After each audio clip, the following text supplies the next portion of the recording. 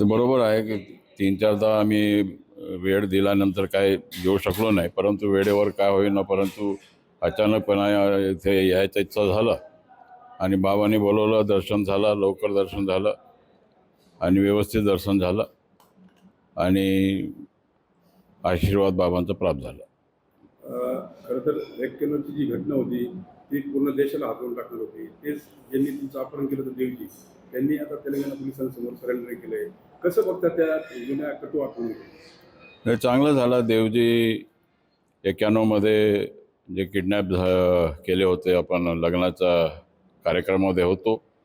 27 April 91ला kidnap केला होता आणि 17 मेच्या तारखेला आम्हाला सोडलं होतं आणि पवारसाहेबांनी त्याच्याकरता फार मोठा प्रयत्न केला. एकनाथ साळवे होते वकील, त्यांनी प्रयत्न केला आणि तडजोड करून आपण आपल्याला सोडण्याच्या दृष्टिकोनातून देवजींनी आम्हाला सोडलं. म्हणजे जवळजवळ आम्ही 18-20 दिवस जंगलामध्ये होतो आणि मेटपेरी गावातून आम्हाला किडनॅप करण्यात आलं आणि जवळजवळ 400-450 किलोमीटर आम्ही पायी चाललो त्यावेळेला. असं आहे. ही नक्षली मुवमेंट जी आहे ती आता कमी होते, अनेक नक्षली सरेंडर करताय, कसं बघताय? कारण त्याचं जीवनमान भवितव्य नाही, चांगलं आहे ना. नक्षल जे लोक आहेत ते बंदुकाच्या जोरावर जे राज्य करण्याकरता पाहत होते, आता आपण लोकशाहीमध्ये आहोत, स्वतंत्र प्राप्त झाला आणि गणतंत्र आपल्याला 1950मध्ये आपण गणतंत्र झालो आणि त्या दृष्टिकोनातून आपण लोकशाहीच्या माध्यमातून कुठेतरी पुढे आले पाहिजे आणि त्यांनासुद्धा विश्वास आता देवजींना झाला की आपण लोकशाहीच्या माध्यमातून जे त्यांचा जे विचार आहे ते विचार आता लोकशाहीच्या माध्यमातून ते ठेवणार आहे लोकांपुढे.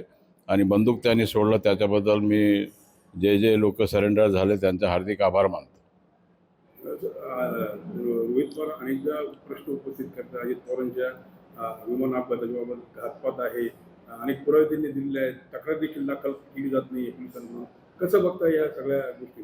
नाही, आता ते जे इन्क्वायरी सुरू आहे, माननीय मुख्यमंत्री यांनी जे इन्क्वायरी लावलेलं आहे त्याचं जे चौकशी सुरू आहे ते चौकशी अंती आपल्याला कळेल काय काय आहे काय नाही.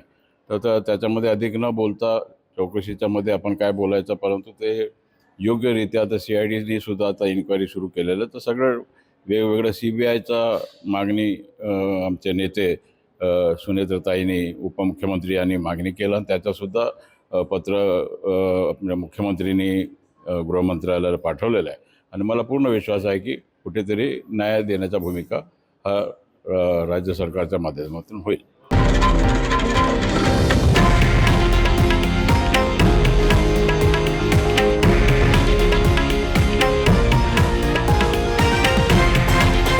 हे आहे देशातील नंबर 1 न्यूज नेटवर्क आणि आपण पाहत आहात TV9 मराठी, एकमेव.